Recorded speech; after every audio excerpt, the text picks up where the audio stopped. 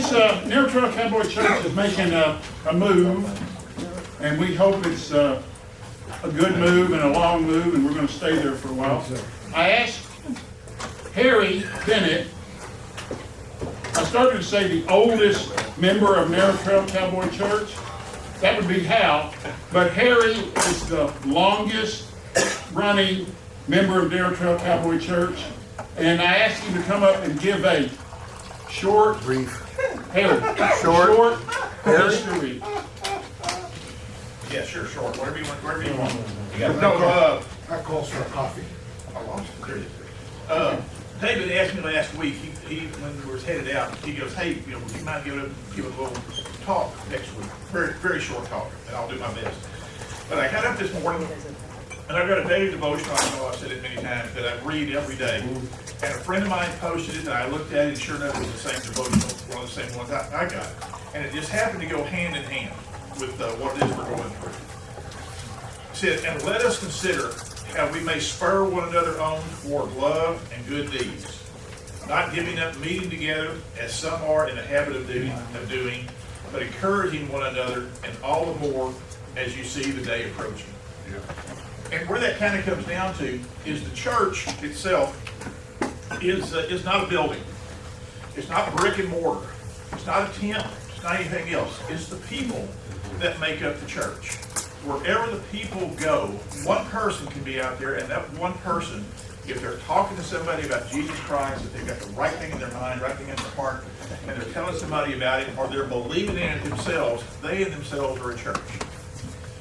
Our little church, right now we got 35 people or so right here. We have grown at one time. We had 176 show up years ago when we had some special music down at Low.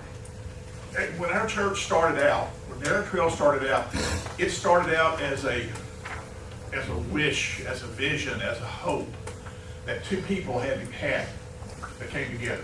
Actually, it's probably three people that came down to it.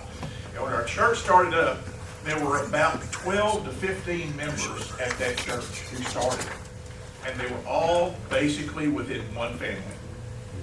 And it was Ty Phelps and Tori Phelps and their family that came together and started the church at Leavenworth, Texas, down the way. Ty happened to have been on the, back when we were doing PSA announcements of KHY on the range. He made an announcement one day when he was talking about, hey, come out to Leavenworth, after church, have lunch after church, just like we did back in church camp, back in the small towns, when everybody came back and they all gathered together and had lunches together, or they got together around the campfire at night, and they had just a good get together coming along. It'd be great to have something like that again, a little small gathering that people came together with, and that was Ty's message. If you know about PSAs on the radio are usually not more than 20 to 30 seconds.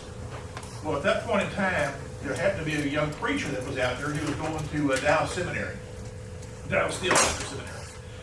And he happened to be listening to KHY that day when Ty gave that PSA. He called Ty up on the telephone and says, hey, my name's John Myers. I heard your announcement out there. Says, I would really like to talk to you about that and what's going on. I'm a preacher. And I'd like to talk to you about all that. I think Ty and John had a good little conversation going on. And Ty said, well, I'd really love to have this thing started up, but I don't have a preacher. And that's when John commented in. He goes, it'd be great. I'm a preacher, but I don't have a church. Let's come together and make that happen. And on October 31st of 2004, I believe it was, they came together and the first church service at Narrow Trail Cowboy Church came about. Now, David mentions I'm the oldest standing member or sitting member, whatever it may be, that comes to the church. And be that what it may, whether I am or not, doesn't matter. But about 6 weeks after that, I was looking for something to do. I've been going to church over in Garland, 30, 35, 40 miles away. And I said, I'm looking for a place to go. What can I do out there? And I had to say, I'm going to go about this Friday night. I'm going to go listen to some music. And I knew about Leavenworth. And I looked up, and Leavenworth, as it looked up and saw who was playing out there on Friday and Saturday nights, had out there a little script at the bottom. Narrow Trail Cowboy Church meets here on Sunday mornings at 9 o'clock, 9:30. So I said, well, what the heck? I'm going to go. And I headed up to Leavenworth, and sure enough, Brian Burns, one of the Texas singer-songwriters that I used to listen to and still do listen to, happened to be doing the special music that day at church. I had no idea Brian was going to be there. I had no idea he was going to be there, and I started looking around, and sure enough, there were other members that were sitting, other members of the church that were sitting around that I partied with, if you will, that I sat around and drank beer with and had a good time and we fellowshiped with, for lack of a better word, on Friday and Saturday nights and other nights through the week because we had something in common. And something that was common was our love for Texas singer-songwriters and Texas country music. And I asked Ty, I said, what's going on? What's taking place? How this started? He told me the little story about that. And his church was founded on bringing the gospel of Jesus Christ to the masses that are out there through Texas singer-songwriters. And we have kept that tradition on. We brought several other bands in at various times, and we ended up with Russ. But other that part. Get what you pay for. Yeah, we paid for it. We got Russ out of the whole deal. And great music that he brings, and great music that we have. Our church has grown. It's decreased in size. It's grown again. We have been down to 10 to 12 people once again, and now we're back up to 35 or 40, so we're on the right path of growth as we have been for a long time. We started out at Love and War. Things happened with the pandemic. And all of a sudden, churches around the country, not just us, got shut down. Some churches opened back up and defied the powers that be because we didn't have a building. The people came together and said, we're going to do what they did back in the old days. We're going to have home church. And Brad was our preacher at the time, and Brad gave the presentation at Russ and Jill's home and gave the message from there, and we got it over the internet. So it was back to home church again. Then after a while, we finally said, hey, we've got to go back and do something, and that's when Russ and others came up with community barbecue down the way. We went down to it. That shut down, we went back to Love and War. It shut down. We came back here, now we're headed out to South Fork. But where that all comes to is not a matter of what building that we're in. It's the people that are there. And we have showed consistency all along that we will bring people into this church, no matter where it is we meet, no matter where it is that we go, people will show up. Will we lose some people by going out to South Fork, by going that other 8 miles out the way to get down there? Yeah, we probably will.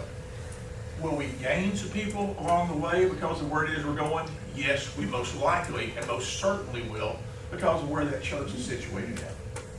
Keep in mind, Cowboy churches are non-traditional. We are religious. We are non-traditional. And we preach the gospel of Jesus Christ through Western heritage and Western culture. We go to South Fork Ranch. We're in the heart of some of the horse country in North Texas. People will see us, people will come, people will be there, and our church will continue to grow.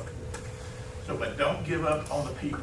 The people are the ones that are important. The people are the ones that make the church grow because of the Holy Spirit that lives in each one of us.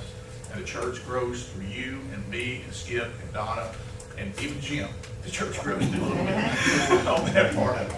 And I hope you know that. I'm kidding on that part of it. But the church grows. Not that it doesn't grow through you, but it does through you. But the church grows through its people. We are the heart. And with that, we hope this church, not only hope, I believe and I know that the church will continue to grow and will continue to experience growth. And will continue to experience God's blessing because of who we are and the people that are in this room right now. That's right. With that, Skip, David, whoever's going to